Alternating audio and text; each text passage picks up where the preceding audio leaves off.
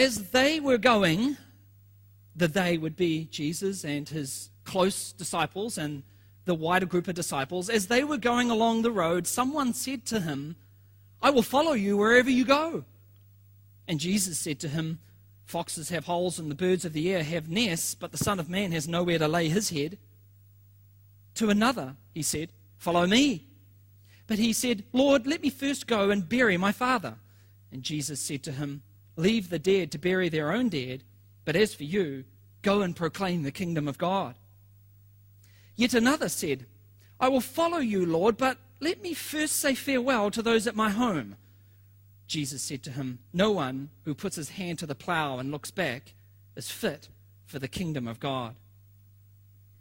You see, in each one of these cases, there is a desire to follow Jesus, isn't there? And this desire seems sincere. The commitment even appears to be acceptable. The first man, wow, he's really eager to sign up as a disciple. He says, "I'll follow you wherever you go." Wow.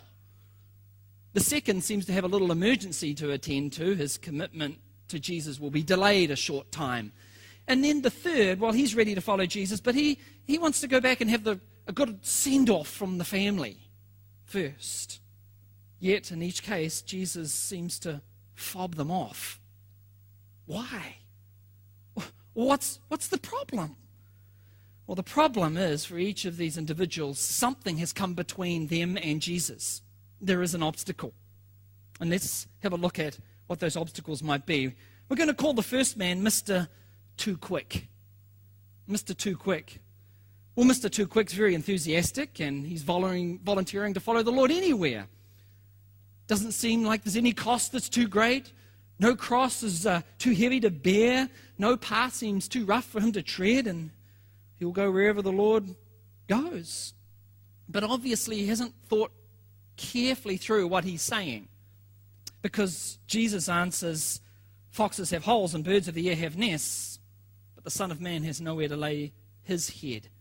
In other words, Jesus is saying, do you know what you're saying when you say to me, "I'll go wherever you go"? Do you know what you're saying? You say you'll follow me anywhere? Did you know I have no home? Did you know I don't know where I'm going to be sleeping tonight? You sure? The foxes know where they're sleeping tonight. They've got a hole to go to. So do the birds of the air. They've got their little nests. They build their homes. They flock there, go there each night. I don't know where I'll be tonight, tomorrow night, even the next night. It's amazing, isn't it? Jesus, a homeless wanderer in the world that he made. The Creator has no bed. But Jesus answered this man in this manner because he knew what this man loved. You see, this man loved the comforts of this world. He loved security. He loved security. The security of your own home, or a home to go to. The security of a bed. A nice soft bed. But if it's not soft, at least a bed somewhere. The security of a meal, to absolutely know you know where you're going to be fed that day, that night. And Jesus is saying to this man, are you prepared?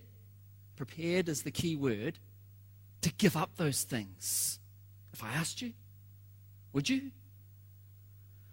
See, when it comes to following Christ, it's that willingness to leave things behind or give things over to him if he asks us to do that. It's as if everything we have in this world has to be held up to him in an open hand. He may take it, he may not. Or, in many cases that I've seen in true followers of Christ, the Lord does take what they love for a time and then gives it back to them. Just to test them. Just to test them.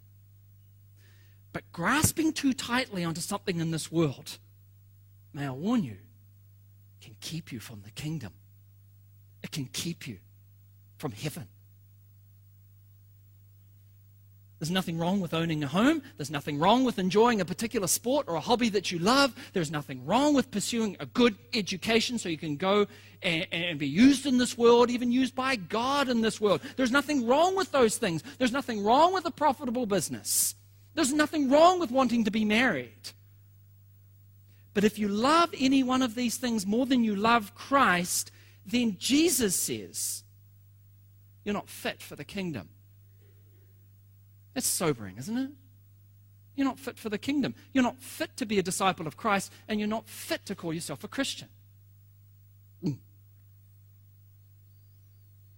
So don't be too hasty to claim that you're a follower of Christ. Don't be too hasty to say you'll go anywhere. You'll go to the ends of the earth if he asks you to, if you're not willing to give up your bed, your sport, your hobby, a relationship, whatever it is. Don't be Mr. Too Quick. Make sure you count the cost.